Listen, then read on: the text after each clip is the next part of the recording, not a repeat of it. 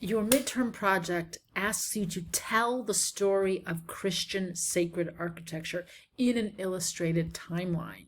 So it's pulling together, synthesizing everything you've learned in the modules from early Christian architecture through to the Gothic cathedrals that you've just been learning about. So the important thing is that the structure that you are using is a timeline. It's telling us of how architecture was created and changed from the earliest period that we've looked at to the most recent. And you use explanatory texts and images to do that. So I say in the prompt here, technical details.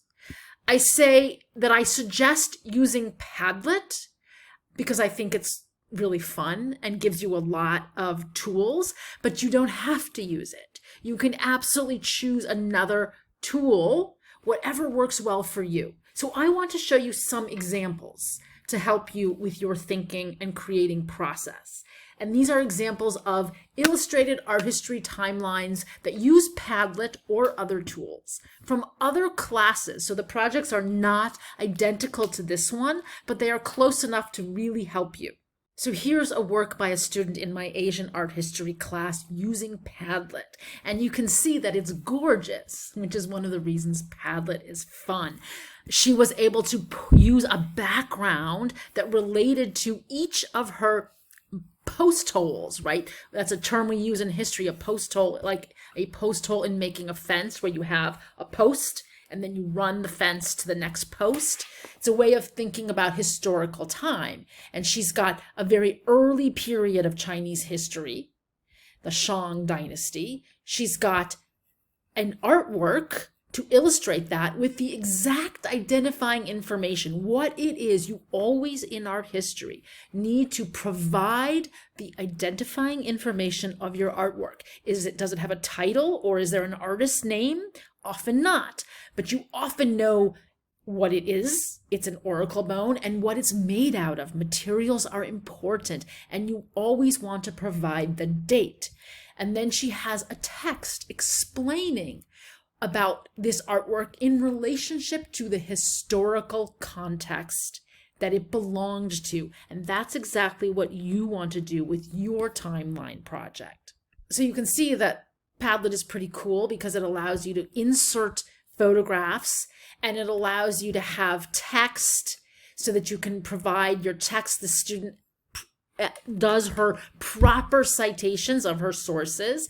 It also has a feature where you can actually open that. That's called a post, and you can see it larger as you're seeing here and read it this way. So that student provided a link to view her timeline digitally in the Padlet program.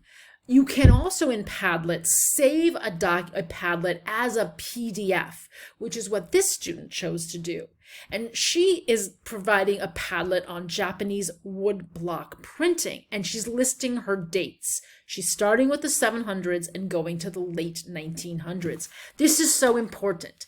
Whether you use, whatever format you use, you need to provide a title that announces the theme or the purpose, telling the person who's reading your timeline what they're going to learn from this.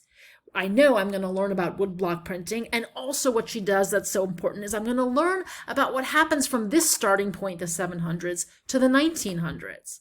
And so here, each one of the entries of the image chosen and the text are presented differently in terms of format.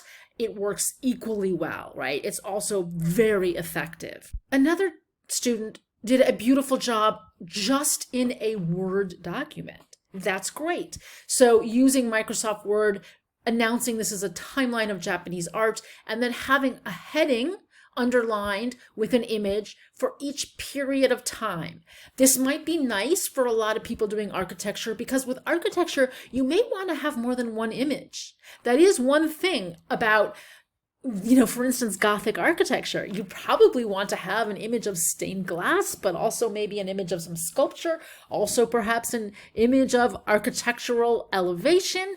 So you want to choose a digital tool that allows you to do what you need to do. And remember to think about the point you are making with each entry in whatever tool you use. So this is a delightful and really effective timeline that's focused on one particular period in Japanese history, the Edo period, and is clearly labeled when it starts, 1615, and when it ends, 1868.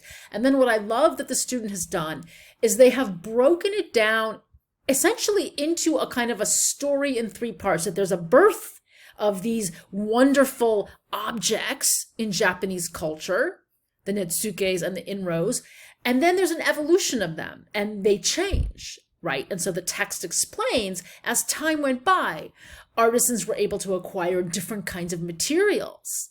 This is very much like what we've been studying, the power of materials, wood, ivory, tusk, tooth, horn, clay, etc.